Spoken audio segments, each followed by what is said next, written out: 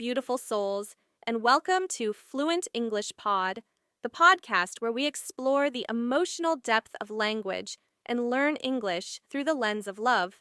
I'm Emma, your guide on this journey, and today's episode is all about love words in English. Words that don't just describe love, but feel like love. Whether you're here to improve your English or simply to feel something profound, you're in the right place. So, grab a cup of tea, settle in, and let's dive into the language of love. Love is universal, but the way we express it is deeply personal. And in English, we have so many beautiful words to describe the different shades of love. Love isn't just a feeling, it's an action, a connection, a moment. And the words we use to describe it carry so much emotional weight. Take the word cherish, for example. It's not just about loving someone, it's about holding them close to your heart, valuing them deeply, and protecting what you have. When you say, I cherish you, it's like saying, you are my treasure. Or think about the word adore. It's more than just liking someone. It's about looking at them with wonder, with awe, with a kind of reverence. When you adore someone, you see the light in them, and it fills you with joy. These words aren't just vocabulary. They're little pieces of emotion waiting to be shared. What do you think about the word affection? It means gentle feeling of fondness or liking. It's the warmth you feel when you hug a friend or hold hands with someone you care about. Mostly affection is showed by girls. She showed her affection by always remembering the little things that made him happy.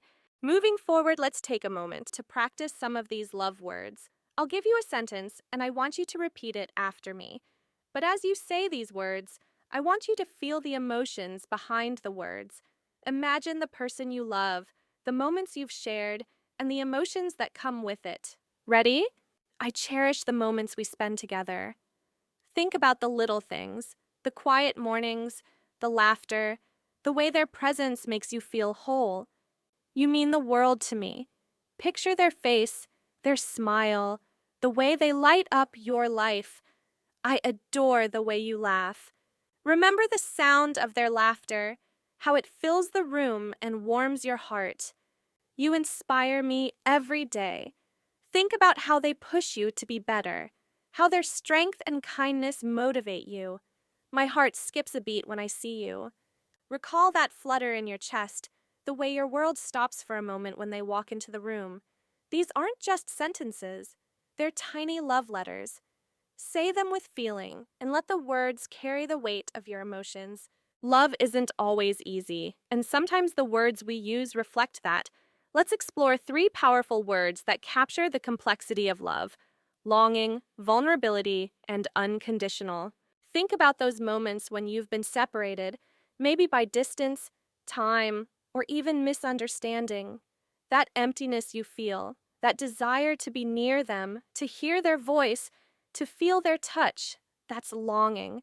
For an example, every night I lie awake with a longing to hear your voice, to feel your presence beside me. Longing reminds us how deeply we're connected to the people we love.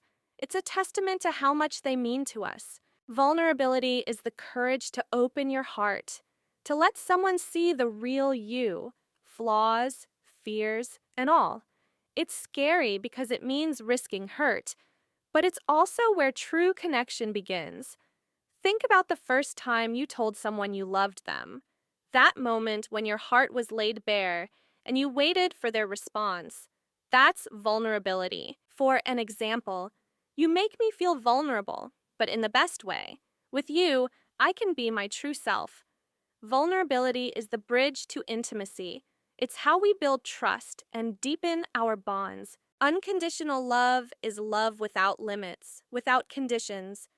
It's the kind of love that says, no matter what happens, I'll always be here for you. Think about the people in your life who love you no matter what. Your parents, your best friend, your partner. Their love doesn't waver, even when you make mistakes or go through tough times. For an example, my love for you is unconditional. It doesn't depend on what you do or say, it just is. Unconditional love is rare and precious.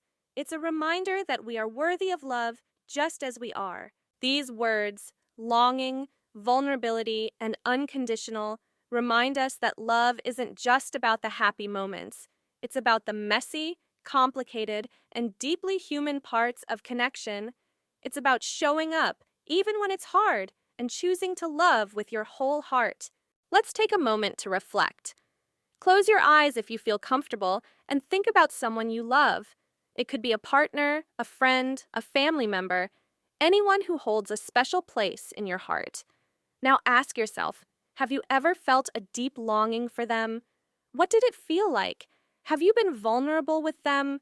How did it change your relationship? Do you love them unconditionally? What does that mean to you? Take a moment to sit with these questions. Let the emotions rise to the surface. And if you feel moved, share your thoughts with that person. Tell them how much they mean to you. Love is the most powerful force in the world, and the words we use to describe it have the power to heal, to connect, and to transform. Whether it's a simple "I love you" or a heartfelt "you mean the world to me," these words carry so much meaning. So, as we wrap up today's episode, I want to leave you with this. Don't be afraid to use your words. Speak your love, write it, shout it from the rooftops if you have to.